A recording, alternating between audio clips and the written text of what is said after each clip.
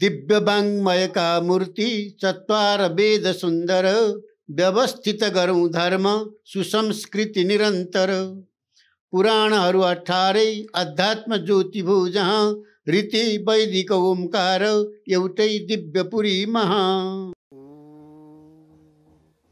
गुरुर् ब्रह्मा गुरुर्विष्णु गुरुदेवो महेश्वर गुरु साक्षात् परब्रह्म तस्मै श्री गुरवे नमः। अखण्डमण्डलाकारं व्याप्तं येन चराचरं तत्पदं दर्शितं येन तस्मै श्री गुरवे नमः। सीतानाथ समारम्भां रामानन्दार्य मध्यमाम् अस्मदाचार्य पर्यन्तां वन्दे गुरु परम्पराम्।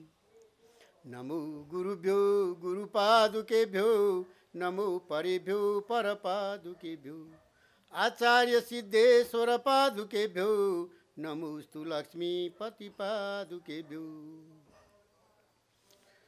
नीलाम्बुजश्यामलकोमलाङ्गं सीता समारोपित वामभागं पाणौ महाचायकचारुचापं नमामि रामं रघुवंशनाथं। भगवत भक्त सज्जनहरू, यो रामको महिना राम नवमी भगवान रामको जन्म उत्सव मानिन्छ। त्यसैको सन्दर्भमा यो राम गीता भगवान श्रीरामले आफ्ना प्रिय शिष्य भाइ मात्रै नभएर प्रिय शिष्य लक्ष्मणजीलाई, उहाँ शेषावतार हुनुहुन्छ, शेषनागको अवतार हुनुहुन्छ लक्ष्मणजी, उहाँलाई एकान्तमा पारेर एक दिन यो ब्रह्म ज्ञानको ज्ञान दिनुभएको थियो। त्यही ज्ञान हो यो राम गीता। राम गीता के हो त भन्ने जिज्ञासा धेरै भक्तहरूमा हुन सक्दछ। 17औं श्लोकमा हामी आइपुगेका छौँ। यसको जम्मा 62वटा श्लोक छ। त्यसमध्येमा हामीले 16औं श्लोकसम्म हाम्रा श्रोताहरूलाई दर्शकहरूलाई यसको भाष्य र कथा श्रवण गरायौँ। यो संक्षिप्त रूपमा हामीले श्रवण गराउँदैछौँ। यसको बृहत छ, लामो छ कथा र हामीले समयको पाबन्दीलाई ध्यानमा राखेर संक्षिप्त रूपमा प्रसारण गराउँदैछौँ। यावत् शरीरादिषु माययात्मधि तावद् विधेयो विधिवाद कर्मण नेतीति वाक्यैरखिलं निषध्यत ज्ञात्वा परात्मानमतः त्यजेत क्रिया। अज्ञानकै कारणले देह गेहीमा आफू बुद्धि भइरहन्छ। त्यति बेलासम्म वैदिक कर्मानुष्ठान कर्तव्य हो। वैदिक कर्मको अनुष्ठानद्वारा चित्त शुद्ध हुन्छ। के हुन्छ त वैदिक कर्म गर्दा हुँदा चित्त शुद्धि हुन्छ। जब विवेकको उद्गम हुन्छ अनि त नेति वाक्यहरूद्वारा माया र मायाको कार्य देह र गेह आदिको वाद गरी जीव र ब्रह्मको एकताको अनुभव गरी सबै प्रकारका कर्महरूलाई छोडिदिनुपर्छ र भगवत भक्तिमा ज्ञान मार्गमा ब्रह्म ज्ञानको प्राप्तिमा मुमुक्षुहरू लागिरहनुपर्छ। यदा परात्मात्म विभेद भेदकम विज्ञानमात्मन्य बभाति भास्वरम तदैव माया प्रविलीयतेजसा सकारका कारणमात्म संस्मृति। जीवात्मा र परमात्माको ऐक्य ज्ञानद्वारा ब्रह्मको अपेक्षा साक्षात्कार भएपछि त्यसको अनुभव अन्तस्करणमा नै हुन्छ। त्यसै बेला सम्पूर्ण कार्यादिले सहित जीवको बन्धनको हेतु अज्ञान सजिलैसित चुनिँदै जान्छ, नष्ट हुँदै जान्छ। श्रुति प्रमाण विविनाशिता च सा कथं भविष्यत्यपि कार्यकारिणी विज्ञान मात्रा दमला द्वितीय तस्माद् विद्या त पुनर्भविष्यति। तत्त्वमसि आदि महावाक्यको उपदेशपछि मनन निधिध्यासन गरी उदित भएको ब्रह्म ज्ञानबाट अज्ञान नष्ट हुन्छ र ज्ञानको उदय हुन्छ। अज्ञान नष्ट भएको हुनाले फेरि कर्मादिको सम्पादन गर्नु सम्भव नै हुँदैन।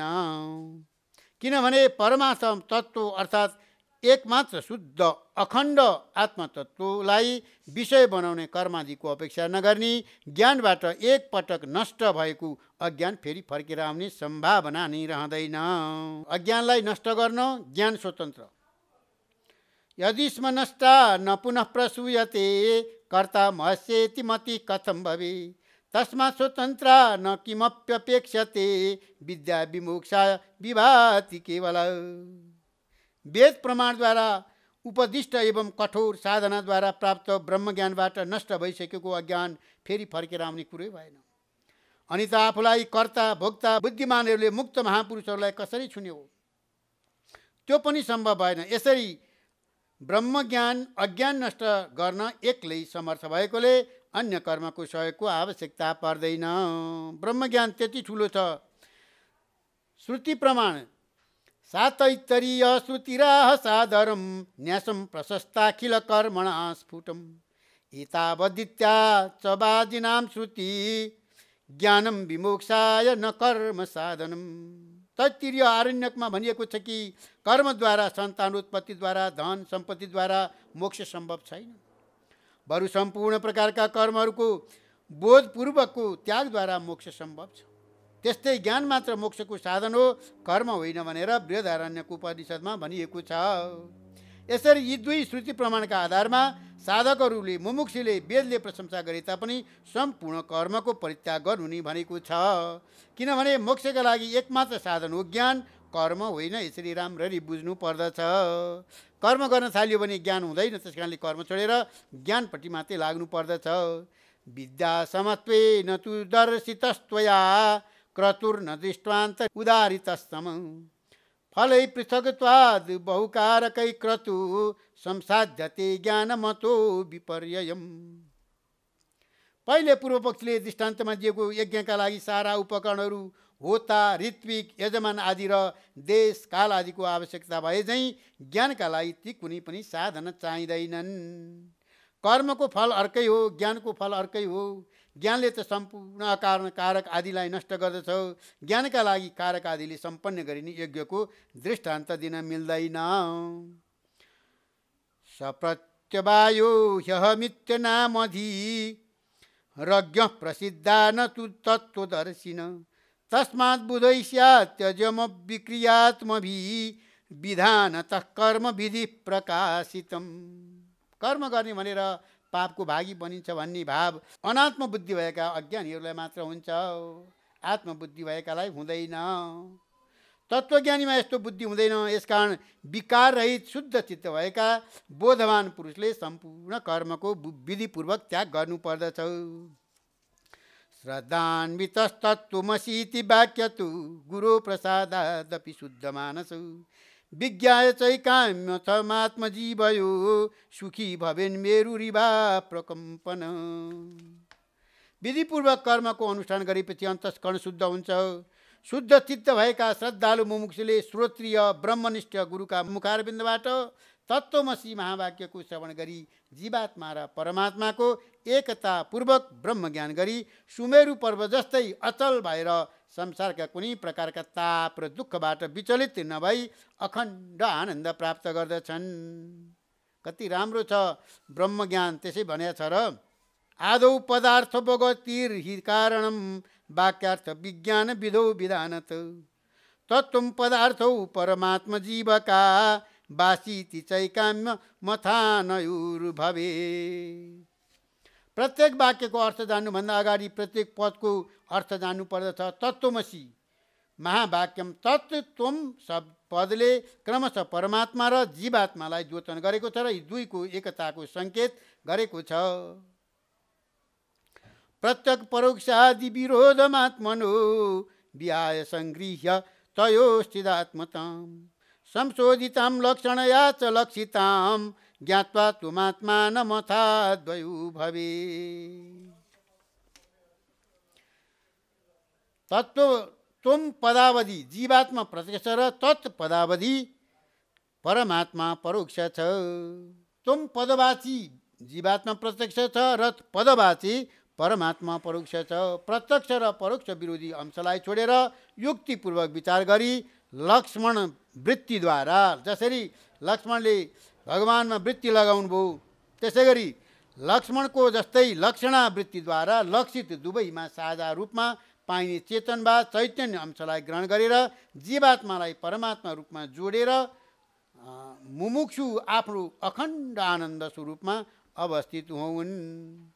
एकात्मकत्वा जहति न सम्भवे तथा जलक्षणता विरुद्धत स्वयं पदार्था विभाग लक्षणा युज्येत तत्त्वं पदयोरदूषत। जीव र ईश्वरको एकता गर्नका लागि चैतन्य वा चैतन्यको अंश त छोड्नै भएन। त्यसकारण जहल लक्षणद्वारा एकता हुँदैन। त्यस्तै जहल लक्षण नछोड्ने लक्षण पनि सम्भव छैन। जहल लक्षण भनेको नछोड्ने लक्षण। वाच्यार्थमा एकता नहुने हुनाले लक्ष्यार्थमा एकता गर्नुपर्दछ। त्यसैले उनी देवदत्त हुन् भने चाहिँ केही अंश लिने र कुनै अंश छोड्ने गर्नुपर्छ। त्यसैलाई जहत वा भाग त्याग लक्षणा गरी तत्त्वमसि महावाक्यमा एकता गर्नुपर्दछ। रसादि पञ्चीकृतभूत सम्भव भोगालयं दुःख सुखादि कर्मणां शरीर माद्यान्तवदादि कर्मजं मायामयं स्थूलमुपाधिमात्मनः। जीवात्माको स्थूल उपाधि पृथ्वी जल आदि पञ्चकृत पञ्चमहाभूतबाट उत्पन्न भएको सुख आदि कर्मको फल भोगको आश्रय भएको पूर्वजन्मका अनेक कर्मको फल भोग गर्न आएको यो मायामय क्षणिक नाशवान परिणामी शरीरलाई ज्ञानवान तत्त्वमसि महापुरुष आत्माको स्थूल उपाधि भनेर मान्दछन्। जीवात्माको सूक्ष्म उपाधि सूक्ष्म मनोबुद्धि दशेन्द्रियैर्युतं प्राणैर पञ्चीकृतभूत सम्भवम् भोक्तु सुखादेरनुसाधनं भवेत् शरीरमन्यादि दुरात्मनोबुधा। मन बुद्धि 5 कर्मेन्द्रिय 5 ज्ञानेन्द्रिय अनि 5 प्राणेन्द्रिय युक्त अर्थात् 17 कलाले युक्त भएको अपञ्चीकृत पञ्चमहाभूतबाट उत्पन्न भएको जीवात्माको सुख र दुःख भोग्ने साधनका रूपमा प्राप्त भएको स्थूल शरीरभन्दा भिन्न इन्द्रियादिले अनुभव गर्न नसकिने अत्यन्त सूक्ष्म भनेर मानिएको सूक्ष्म मनोमय शरीरलाई आत्माको अर्को सूक्ष्म उपाधि हो भनेर ज्ञानवानहरू भन्दछन्। ज्ञानीले मात्रै भन्ने हो, सबैले भन्न सक्दैन त्यस्तो कुरा। अब कोषको परिचय र निराकरण।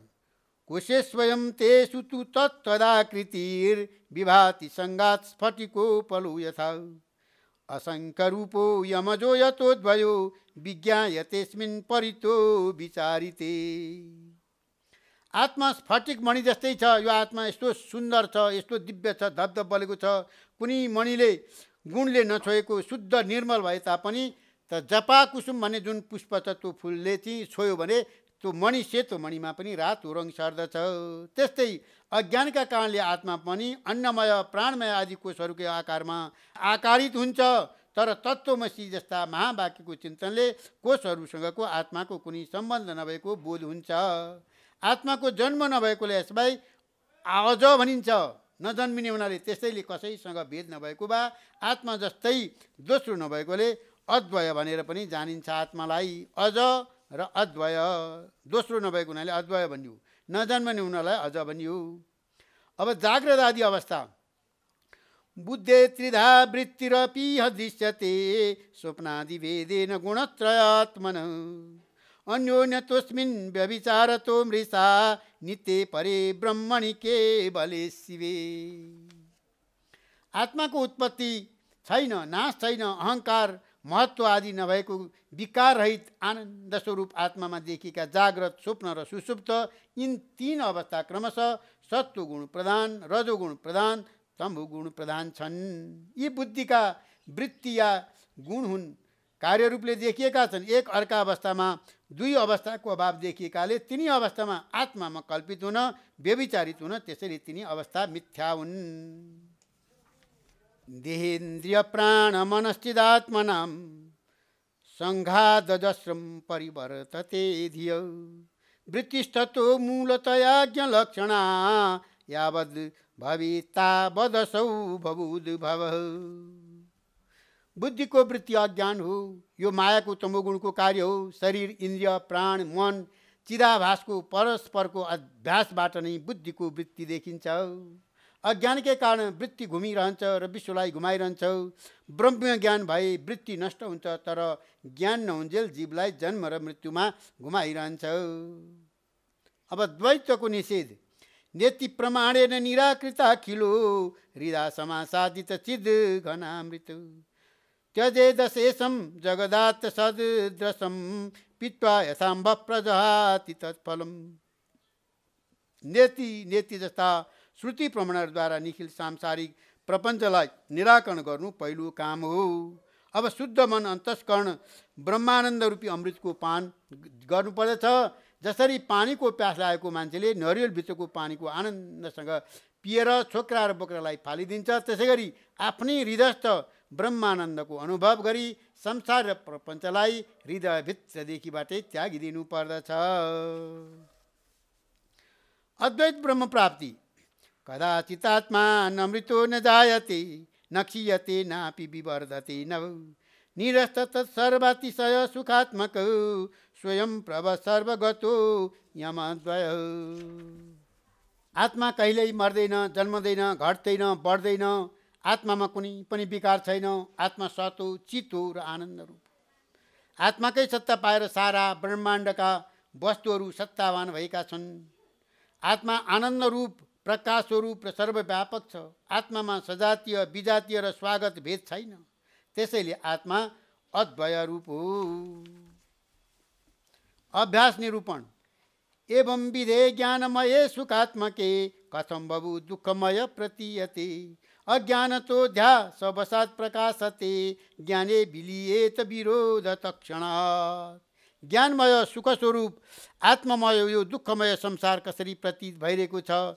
संसार र आत्माको अज्ञानको परिणाम हो। अज्ञानको नाश त ज्ञानले मात्र गर्दछ। अज्ञान नष्ट भयो कि अज्ञानकै कार्य हो दुःखै। दुःखले भरिएको संसार पनि नष्ट हुन्छ, अर्थात् संसारप्रतिको सत्यता बुद्धि रहँदैन। असतुमा सद्गमयो तमसुमा ज्योतिर्गमयो मृत्युर्मा अमृतम गमयो। त्यसै भनेको होइन त। यदन्यत्र विभाव्यते भ्रमा दस्यासमित्या उरमुं विपश्चित् असर्पभूते विभावनं यथा रज्वादिके तद वदपीश्वरे जगत। जसरी भ्रम ज्ञानको कारण जुन वस्तु जे तत्त्व नभएर एउटामा अर्कोको भान हुन्छ, डोरीलाई सर्प देखिन्छ कहिलेकाहीँ, त्यसैलाई ज्ञानीजनहरू अभ्यास भन्दछन्। जसरी मन्द मन्द आकारमा एउटा डोरीमा सर्पको भान हुन्छ, त्यसरी नै भएको वस्तु हो ब्रह्म मात्र, ईश्वर मात्र, तर त्यहाँ संसारको प्रतीत भान भइरहेको छ। यही हो अभ्यास भनेको। यसलाई अभ्यास भनिन्छ। कहिलेकाहीँ डोरीलाई झुक्किएर पनि सर्प जस्तो लाग्छ। विकल्प माया रिहते चिदात्मके अहंकार एष प्रथम प्रकल्पित अभ्यास एवात्मनि सर्व कारणे निरामये ब्रह्मणि केवले परे। संसारको कारण माया नभएको सम्पूर्ण चराचर जगतको कारण चैतन्य रूप आध्यात्मिक, आदि भौतिक र आदि दैविक तापदेखि रहित निर्विकार अक्षर र अक्षरदेखि पनि परको व्यापक ब्रह्मस्वरूप आत्मामा सर्वप्रथम अहंकार रूप अभ्यास भ्रम अज्ञानबाट नै कल्पित भयो। सृष्टिको अंकुर देखा पर्यो। इच्छादि रागादि सुखादि धार्मिका सदा दृढ संस्कृति हे तब परे तस्मात् प्रसुप्तौ तदभावतः पर सुख स्वरूपेण विभाव्यते नै। सुख स्वरूप आत्मामा इच्छा राग आदि बुद्धिका विविध प्रवृत्ति देखा पर्दछन्। ती प्रवृत्ति नै जन्म र मृत्युका कारण हुन्। सुसुप्तिमा बुद्धिका सारा वृत्ति आफ्नो आत्मा अविद्यामा लीन भएका हुन्छन्। सुसुप्ति अवस्थामा जीव आनन्दको अनुभव गर्दछ। ऊ त्यतिखेर बन्धनबाट मुक्त भएको हुन्छ। अनाद्य विद्योद भव बुद्धि बिम्बितो जीव प्रकाशो यमितिर्यते चित आत्मा ध्य साक्षितया पृथक स्थितो बुद्ध्या परिच्छिन्न परस्य भई। अनादिकालदेखिको अविद्याबाट उत्पन्न भएको बुद्धिमा प्रतिबिम्बित कुटस्थ चैतन्यको प्रकाशलाई जीव भनिन्छ। कुटस्थ चैतन्य भने बुद्धिवृत्तिको साक्षी रूपले छुट्टै बसेको छ। साक्षी कुटस्थ आत्मालाई बुद्धिका धर्मले छुँदैन। त्यही नै परमात्मा शोधित त्वम पदको लक्ष्यार्थ हो। चिदम विवक साक्षात् मधियां प्रसंगत स्वेकत्र वासादन लक तलुहवत अन्यून मध्या सबसात् प्रतीयते जडा जडत्वम च चिदात्म चेतसु। जसरी आगोमा तताएको एउटा फलामको डल्लोमा आगो र फलामको तादात्म्य भएपछि फलामको डल्लोपन आगोमा र आगोको रातो तातोपन फलाममा देखिन्छ भनिन्छ। फलामको डल्लोले पोलो, आगो त डल्लो भएछ। त्यसरी नै जड बुद्धि मन आदिको जडता परमात्मा र आत्माको चेतनता जड बुद्धि आदिमा अभ्यस्त हुन्छ र भनिन्छ मेरो बुद्धिले यस्तो गरेको, आत्माले के गर्न सक्छ र इत्यादि। यसरी परस्परको अभ्यासले गर्दा जडको धर्म चेतनमा र चेतनको धर्म जडमा आरोप गरिन्छ। महावाक्य श्रवण र त्यसको फल। गुरु सकाशादपि वेदवाक्यत संजात विद्यानुभवो निरीक्षताम् स्वत्मानमत्मस्तमुपाधिवर्जितं त्यजेदशेषं जडमात्मगोचरम्। उत्तम मुमुक्षु अधिकारीले श्रोत्रिय ब्रह्मनिष्ठ गुरुका समीपमा पुगेर उपसन्न शिष्य भावले नम्रतापूर्वक जिज्ञासा राखेर गुरुबाट तत्त्वमसि महत्त्व सुनि श्रवण अनन्तर मनन र निन्द्यवासन पूर्वक आत्मसाक्षात गरेपछि आत्मा जस्तै मान्दै आएका सबै प्रकारका जड पदार्थहरूलाई जरो वा बिउसम्म नराखी त्यागिदिनु पर्दछ। आत्मचिन्तन। प्रकाश रूपो हमजो हमद्वयो सकृत विभातो हमतीव निर्मल विशुद्ध विज्ञान घनो निरामय सम्पूर्ण आनन्दमयो हमक्रियो।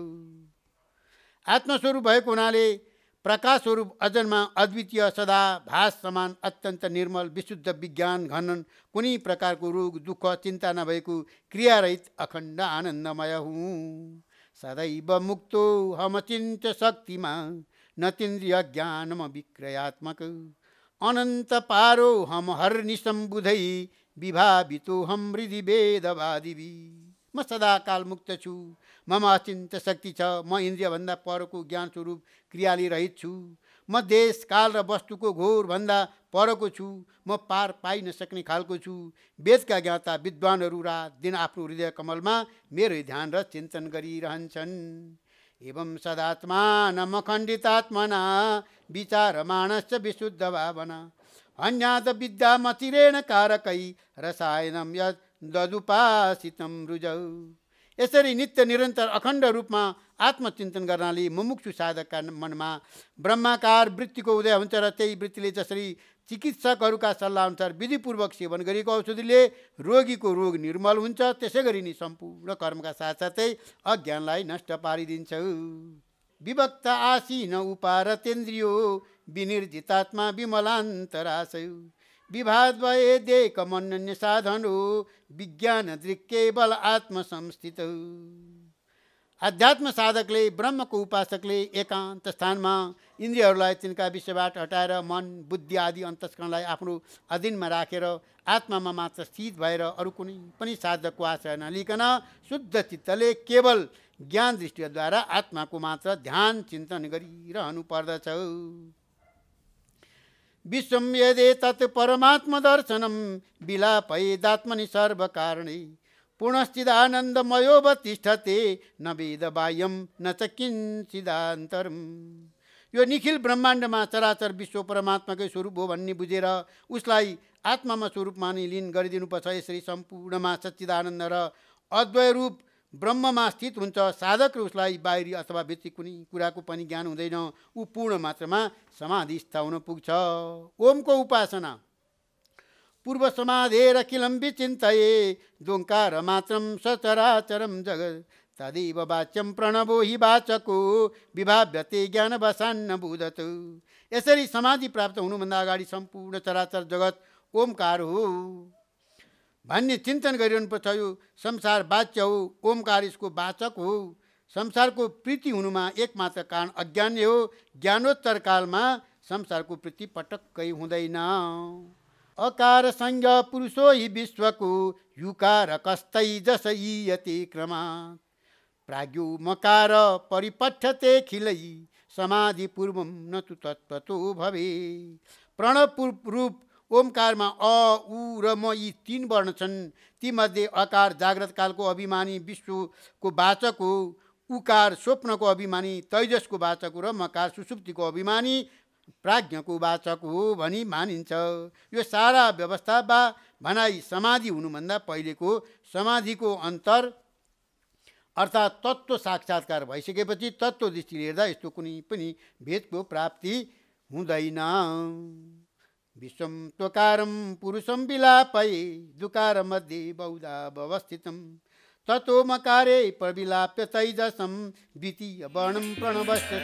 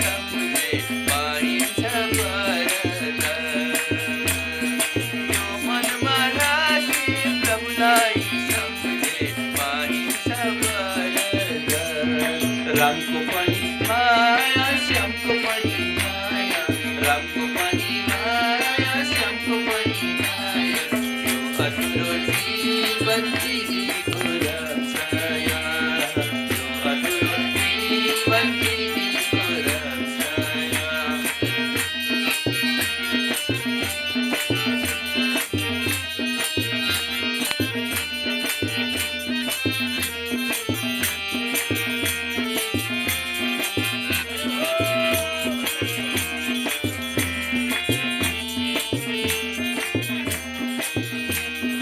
आउन हरि दया नै गरी हामीलाई लैजाउन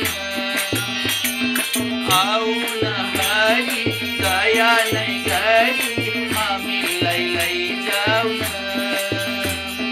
यो भवसागर पार लगाई हामीलाई लैजाउन यो भवसागर पार लगाई हामीलाई लैजाउन रामको पनि माया श्यामको पनि माया रामको पनि माया श्यामको पनि माया यो अधुरो जीवन तिमीको रक्षाया यो अधुरो जीवन तिमीको रक्षाया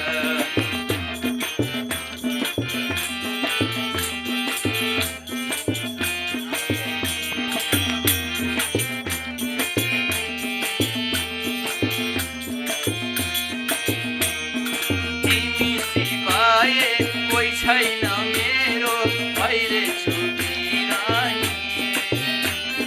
तिमी सिवाय कोही छैन मेरो भइरहेछु बिरामी देऊ न मलाई त्यो तिम्रो कोमल बाउको सिरानी देऊ न मलाई त्यो तिम्रो कोमल बाउको सिरानी रामको पनि माया श्यामको पनि माया रामको पनि माया श्यामको पनि माया यो अधुरो जीवन तिमीको रक्षाया यो अधुरो जीवन तिमीको रक्षाया यो अधुरो जीवन तिमीको रक्षाया साँच्चै यो अधुरो जीवन तिमीको रक्षाया बोलो रामचन्द्र भगवानको शिव शंकर भोले बाबाको थप भिडियोहरूको लागि